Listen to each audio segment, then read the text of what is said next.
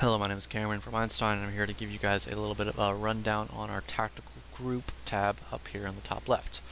So here you're able to see two tabs, create and manage. You see anything that has already been publicly made, and you're able to drop down and see everything that's already in these categories, along with being able to turn them on and view them, and being able to right click and have these options.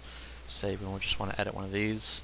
You have mil, STD, 2525, C, and D, which over here is the basic table, given dimensions and identity, just allowing you to have the very basic qualifier of each of these categories. Say you're working with anything air related, you have all of these symbols along with identifiers that differentiate between each.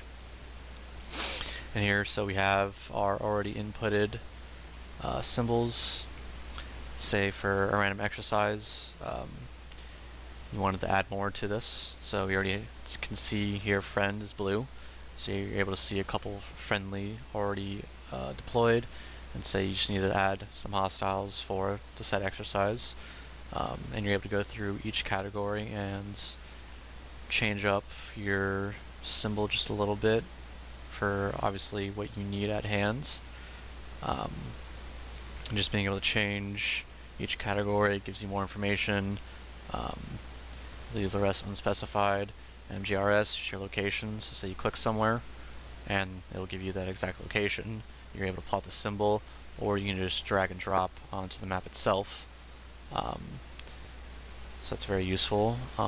So you have the ability to do that here, along with mission graphics, which are just basic graphics. You're able to hover and it will tell you exactly what there is. So say direction of supporting attack, you wanted to put that down somewhere, you're able to drop it.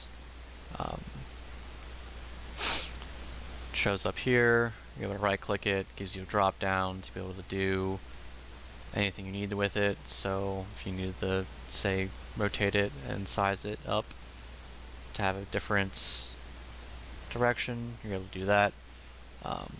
And symbols, it's the same thing.